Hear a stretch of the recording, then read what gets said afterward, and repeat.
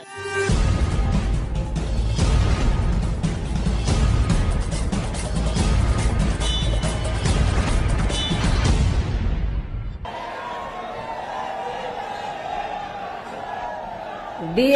की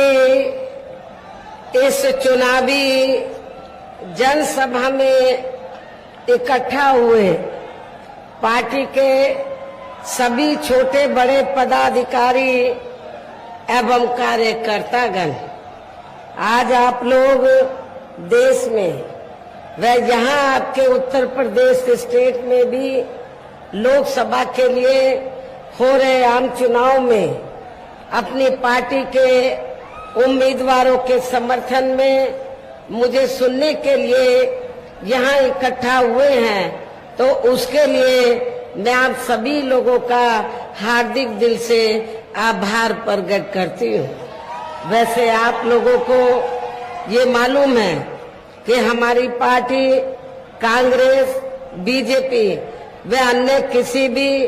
विरोधी पार्टी तथा गठबंधन आदि के साथ मिलकर नहीं, बल्कि अकेले ही अपनी पार्टी के बलबूते पर पूरी तैयारी व दमदारी के साथ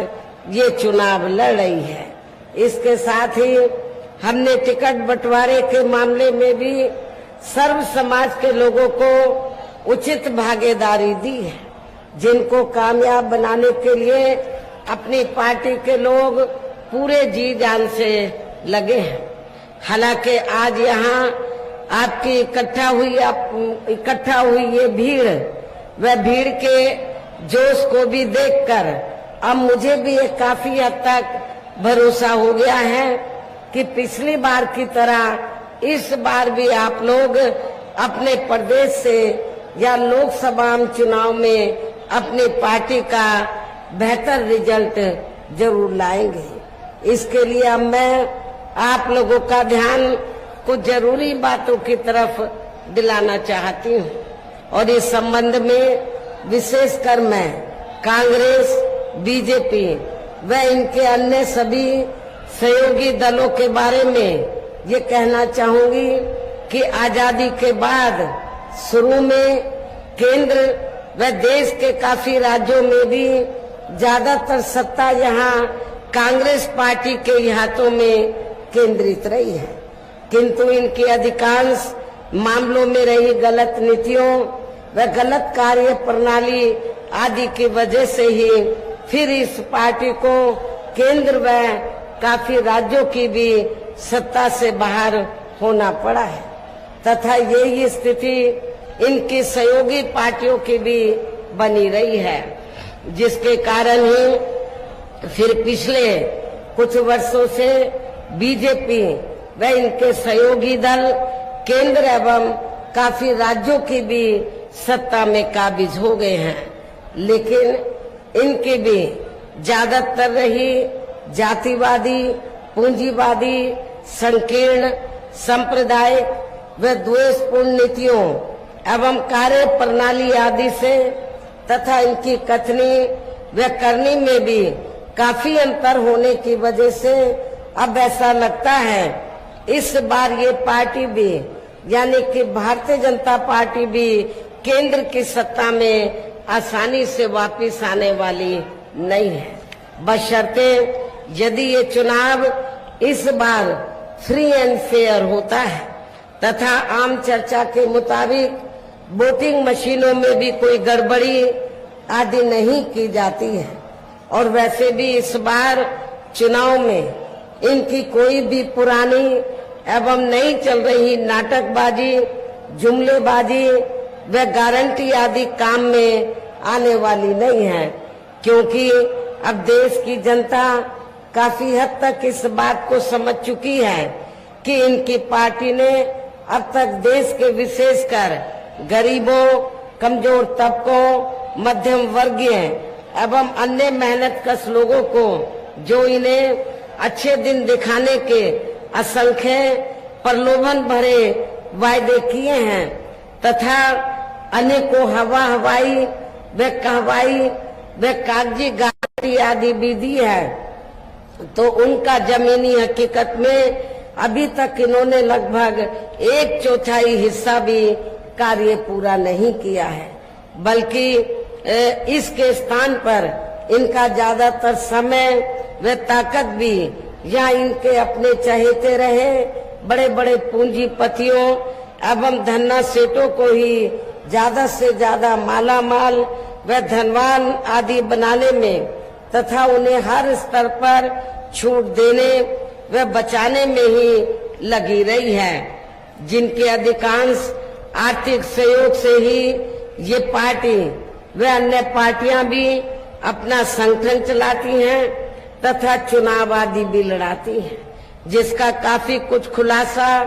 बॉन्ड की आई रिपोर्ट से भी हो जाता है। और इस संबंध में मैं आप लोगों को ये बताना चाहती हूँ कि अभी कुछ दिन पहले माननीय सुप्रीम कोर्ट ने बॉन्ड के बारे में जो रिपोर्ट का खुलासा किया है, तो उससे ये स्पष्ट हो जाता है कि इस देश में कांग्रेस, बीजेपी व अन्य विरोधी पार्टियों ने यहाँ बड़े बड़े पूंजीपतियों व धन्ना सेठों से अपनी पार्टी के संगठन को चलाने के लिए व चुनाव आदि लड़ाने के लिए तो इन्होंने अरबों खरबों रुपया इस देश के बड़े बड़े पूंजीपतियों व धन्ना सेठों आदि से लिया है। लेकिन उस रिपोर्ट में ये भी स्पष्ट है कि देश के अंदर बहुजन समाज पार्टी ही अकेली एक ऐसी पार्टी है जिसने एक भी रुपया अपनी पार्टी के संगठन को चलाने के लिए व चुनाव आदि लड़ाने के लिए तो देश के किसी भी पूंजीपति व धन्ना सेठ से नहीं लिया है। और इतना ही नहीं, आप लोगों को ये भी मालूम है कि हमारी पार्टी कैसे संगठन चलाती है, कैसे चुनाव आदि लड़ाती है। हमारी पार्टी दूसरी पार्टियों की तरह बड़े बड़े पूंजीपतियों व धन्ना सेठों से अरबों खरबों रुपया लेकर ना तो संगठन चलाती है और न ही चुनाव आदि लड़ाती है, बल्कि हमारी पार्टी अपनी पार्टी के मेंबरशिप के जरिए जो धन इकट्ठा होता है, मेरे जन्मदिन के मौके पर जो धन इकट्ठा होता है पार्टी के लिए और चुनाव के दौरान भी जो कार्यकर्ताओं से थोड़ा थोड़ा धन इकट्ठा होता है, तो उस धन से हमारी पार्टी अपने संगठन को चलाती है और चुनाव आदि भी लड़ाती है। ये आप लोगों को अच्छी प्रकार से मालूम है। इसके साथ ही अब ऐसा लगता है कि कांग्रेस पार्टी की तरह ही बीजेपी ने भी केंद्र की तमाम सरकारी जांच एजेंसियों का ज्यादातर राजनीतिकरण ही कर दिया है। इसके अलावा देश के किसान वर्ग भी वर्तमान बीजेपी की सरकार में शुरू से ही अपनी विभिन्न समस्याओं को लेकर काफी ज्यादा दुखी व परेशान रहे हैं और अभी भी हैं। जबकि यूपी में 4 बार हमारी पार्टी की रही सरकार ने इनके हितों का भी हर स्तर पर पूरा ध्यान रखा है। आप लोगों को मालूम है कि जब भी उत्तर प्रदेश में बीएसपी के नेतृत्व में सरकार बनी है, तो हमारी पार्टी की सरकार ने अपनी हुकूमत के दौरान किसानों को खेती करने के लिए समय से व सस्ते साधन उपलब्ध कराए हैं और उनकी फसल का भी हमारी पार्टी की सरकार ने उचित दाम दिया है। इतना ही नहीं, बल्कि केंद्र में पूर्व की रही कांग्रेसी सरकार की तरह ही वर्तमान भाजपा सरकार में भी इनकी जातिवादी, हीन, सांप्रदायिक एवं पूंजीवादी सोच व नीतियों के चलते ही पूरे देश में सर्व समाज में से खासकर गरीबों, दलितों, आदिवासियों, पिछड़े वर्गों, मुस्लिम एवं अन्य धार्मिक अल्पसंख्यक समाज के लोगों का भी पूर्ण रूप से विकास व उत्थान आदि नहीं हो सका है। और इस संदर्भ में वैसे आप लोगों को ये मालूम है कि पूरे देश में यहाँ दलितों, आदिवासियों एवं अन्य पिछड़े वर्गों का सरकारी नौकरियों में वर्षों से अधूरा पड़ा आरक्षण का कोटा भी अभी तक पूरा नहीं भरा गया है। विशेषकर SC व ST वर्गों के सरकारी कर्मचारियों का पदोन्नति में आरक्षण भी अब काफी हद तक प्रभावहीन ही बना दिया गया है। और इतना ही नहीं, जब समाजवादी पार्टी की यूपी में सरकार थी तो समाजवादी पार्टी की सरकार ने इन वर्गों के सरकारी कर्मचारियों का पदोन्नति में आरक्षण बिल्कुल खत्म कर दिया था। ये भी आप लोगों को मालूम होना चाहिए। ऐसी स्थिति में दलितों और आदिवासियों को एक भी वोट समाजवादी पार्टी को नहीं देना है। साथ ही केंद्र व राज्यों में भी विरोधी पार्टियों की रही सरकारों में इन सभी वर्गों को प्राइवेट सेक्टर में आरक्षण दिए जाने की व्यवस्था किए बिना ही इनकी सरकारों के ज्यादातर सरकारी कार्य अब प्राइवेट सेक्टर के जरिए ही इनके बड़े बड़े पूंजीपतियों व धंधा सेठों आदि को ही दिए जाने के कारण अब इनको पूरे देश में आरक्षण का बहुत कम ही लाभ मिल पा रहा है। इसी प्रकार इनका अन्य और मामलों में भी शोषण व उत्पीड़न आदि होना अभी तक भी बंद नहीं हुआ है। इनके साथ साथ मुस्लिम व अन्य धार्मिक अल्पसंख्यक समाज के लोगों की भी हालत हर स्तर पर यहाँ काफी ज्यादा खराब व दयनीय बनी हुई है, जिसका काफी कुछ खुलासा सच्चर कमेटी की रिपोर्ट में भी किया गया है। इतना ही नहीं, बल्कि पिछले कुछ वर्षों से केंद्र व अधिकांश राज्यों में भी बीजेपी व RSS की सरकारों के चलते हुए अब इनका विकास एवं उत्थान आदि होना भी काफी हद तक बंदशाई हो गया है। आए दिन इन पर खासकर हिंदुत्व की आड़ में हो रही जुल्म जाति भी या काफी ज्यादा चरम सीमा पर पहुंच चुकी है। इनके साथ साथ अपर कास्ट समाज में से विशेषकर गरीब लोगों की भी हालत हमें कोई खास अच्छी नजर नहीं आती है। इनकी गलत कृषि नीतियों के कारण किसान वर्ग भी आए दिन आंदोलित ही रहता है। साथ ही इनकी गलत आर्थिक नीतियों की वजह से देश की अर्थव्यवस्था पर भी इसका काफी बुरा प्रभाव पड़ रहा है, जिससे यहाँ विशेषकर छोटे एवं मध्यम वर्गीय व्यापारी वर्ग भी काफी ज्यादा दुखी व परेशान हैं। और अब केंद्र में पूर्व की रही सरकारों की तरह वर्तमान भाजपा सरकार में भी यहाँ पूरे देश में गरीबी, बेरोजगारी एवं महंगाई आदि भी लगातार काफी ज्यादा बढ़ रही है। देश में हर स्तर पर फैला भ्रष्टाचार भी अभी खत्म नहीं हुआ है। ऐसे में अब आप लोगों को देश में हो रहे लोकसभा चुनाव में कांग्रेस, बीजेपी व इनकी सहयोगी पार्टियों को भी केंद्र की सत्ता में आने से जरूर रोकना है, जिनकी गलत नीतियों व गलत कार्य प्रणाली आदि को आप लोग काफी हद तक आजमा भी चुके हैं। ऐसी स्थिति में अब ये विरोधी पार्टियां इस चुनाव में भी किस्म किस्म के साम, दाम, दंड भेद आदि अनेकों हथकंडे इस्तेमाल करके केंद्र की सत्ता में आने की पूरी कोशिश में लगी हैं, जिनसे अपनी पार्टी के लोगों को हर स्तर पर काफी ज्यादा सावधान रहना है। और इस मामले में विरोधी पार्टियां अपने अपने पक्ष में हवा बनाने के लिए खासकर मीडिया, ओपिनियन पोल व सर्वे आदि का जो बड़े पैमाने पर इस्तेमाल कर रही हैं, तो उनसे भी अपनी पार्टी के लोगों को बिल्कुल भी गुमराह नहीं होना है। इसके साथ ही विरोधी पार्टियों के विभिन्न रूपों में जारी किए गए इनके हवाई व प्रलोभन भरे चुनावी घोषणा पत्रों एवं वायदों आदि के बहकावे में भी अपनी पार्टी के लोगों को कतई नहीं आना है, जिन्हें ये पार्टियां चुनाव खत्म होने के बाद ज्यादातर अमल में नहीं लाती हैं। और अब जिन पर से देश की जनता का अधिकांश विश्वास ही उठ गया है। यही खास वजह है कि हमारी पार्टी किसी भी चुनाव में अपनी पार्टी का कोई भी चुनावी घोषणा पत्र आदि जारी नहीं करती है। वैसे भी हमारी पार्टी किसी भी मामले में कहने में बहुत कम बल्कि कार्य करके दिखाने में ही ज्यादा विश्वास रखती है। और इस बात का सबसे बड़ा सबूत ये है कि उत्तर प्रदेश में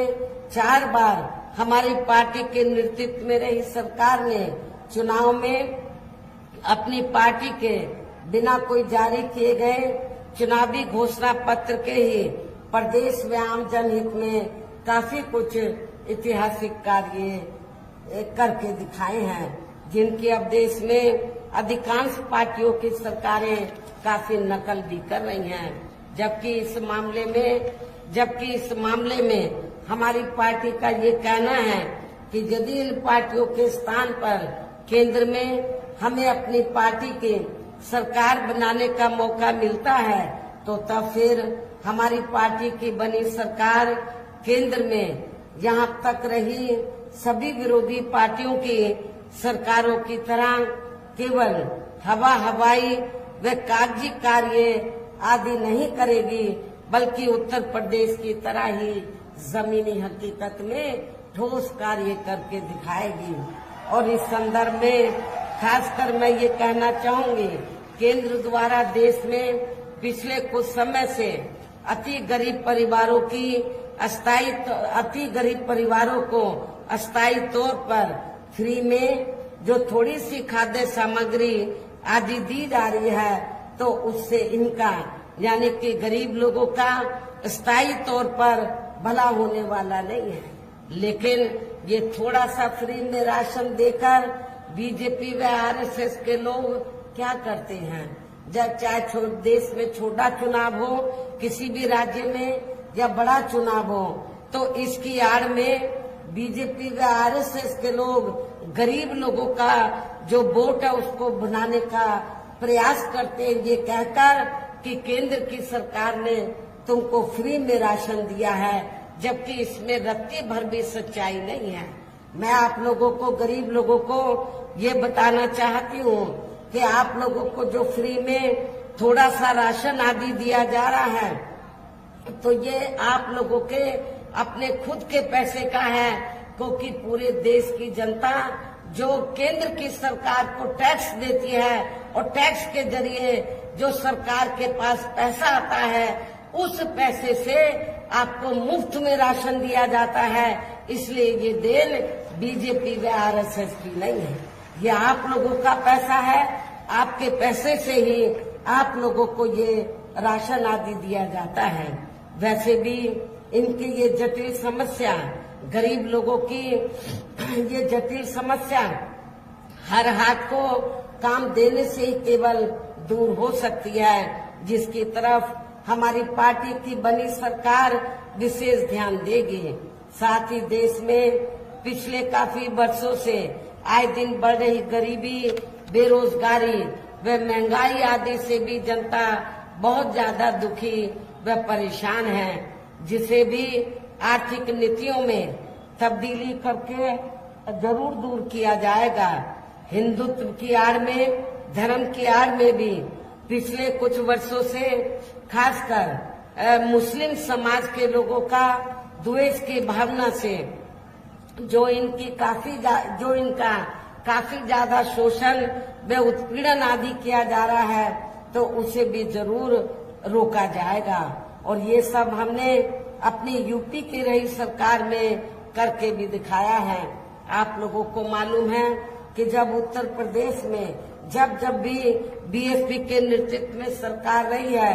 तो मेरी हुकूमत में कोई भी हिंदू मुस्लिम दंगा फिसाद नहीं हुआ है, अमन चैन का वातावरण कायम रहा है। इसके अलावा हमने यूपी में सर्व समाज में से गरीब एवं बेरोजगार लोगों को बेरोजगारी भत्ता आदि न देकर उन्हें बड़ी तादाद में रोटी रोजी के साधन भी उपलब्ध कराए हैं। जो अब ये कार्य भी अधिकांश ठंडे ही पड़े हैं, जिनको फिर केंद्र में बीएसपी की सरकार बनने पर प्राथमिकता दी जाएगी। कहने का तात्पर्य ये है कि देश में इस समय हो रहे लोकसभा चुनाव में विरोधी पार्टियों के जारी किए गए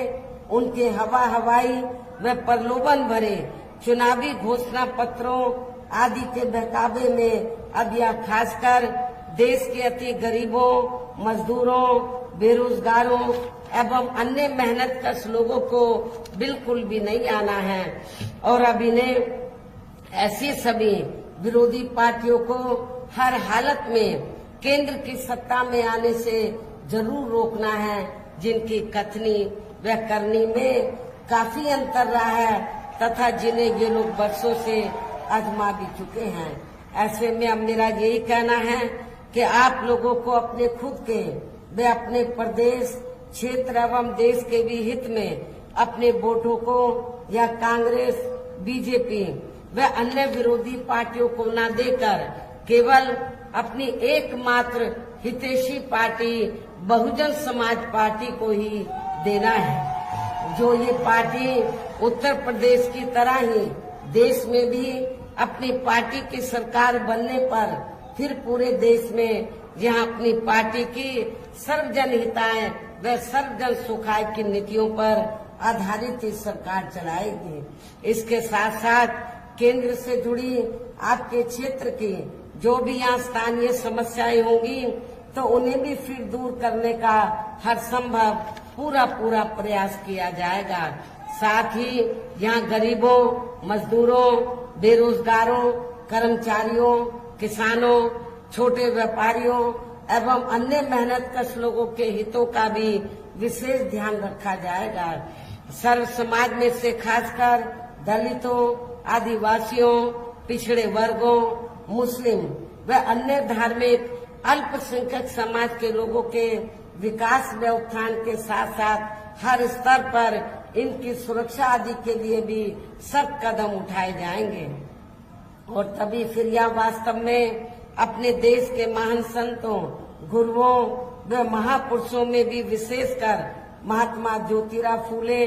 श्री छत्रपति शाहू जी महाराज, श्री नारायण गुरु, बाबा साहब डॉक्टर भीमराव अम्बेडकर एवं मान्यवर श्री कांशीराम जी आदि का अधूरा रहा सपना जरूर साकार हो सकता है, जिनको यूपी में हमारी पार्टी की रही सरकार द्वारा हर स्तर पर पूरा आदर सम्मान दिया गया है। लेकिन ये सब विरोधी पार्टियों को अच्छा नहीं लगा है। आप लोगों को मालूम है जब सपा सत्ता में थी तो समाजवादी पार्टी की सरकार ने हमने अपने संतों, गुरुओं और महापुरुषों के नाम से जो जिले बनाए और जो संस्थानों के नाम रखे, काफी हद तक ये सपा की सरकार ने वो नाम बदल दिए। इससे इन संतों, गुरुओं व महापुरुषों के प्रति इनकी हीन भावना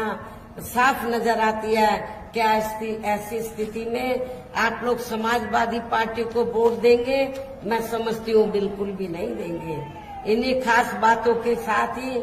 अब मेरा देश व आपके स्टेट के भी हित में यही कहना है कि हमारी पार्टी ने यहाँ जिनको भी लोकसभा के लिए चुनाव के मैदान में उतारा है, जो आपके सामने मंच पर भी, जो आपके सामने या मंच पर भी मौजूद हैं, तो उन्हें आपको जरूर कामयाब बनाना है, जिसके लिए यहाँ पार्टी के सभी स्तर के छोटे बड़े पदाधिकारी एवं कार्यकर्तागण आदि पूरे जी जान से लगे हैं। और अब अंत में मेरा यही कहना है कि आप लोगों को वोट पड़ने वाले दिन या बीएसपी के अपने सभी लोकसभा उम्मीदवारों को, अर्थात हमने आपके गोरखपुर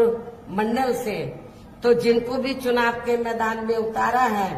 तो जिनके समर्थन में आप लोग यहाँ मुझे सुनने के लिए आए हैं, तो हमने गोरखपुर सदर लोकसभा की सीट से श्री जावेद सिमनानी को, महाराजगंज लोकसभा की सीट से मोहम्मद मौसमे आलम को, बांसगांव सुरक्षित लोकसभा की सीट से डॉक्टर राम समुज को, कुशीनगर लोकसभा की सीट से श्री शुभ नारायण चौहान को, देवरिया लोकसभा की सीट से श्री संदेश यादव उर्फ मिस्टर को हमने चुनाव के मैदान में उतारा है। तो मैं मेरा आप लोगों से यही कहना है कि बहुजन समाज पार्टी के इन सभी प्रत्याशियों को बीएसपी का जो चुनाव चिन्ह हाथी है, हाथी चुनाव चिन्ह के सामने वाले बटन को दबाकर इनको जरूर आप लोगों को कामयाब बनाना है, इनको पार्लियामेंट में जिताकर जरूर भेजना है। इस खास अपील के साथ ही अब मैं अपनी बात यही समाप्त करती हूँ। जय भीम, जय भारत।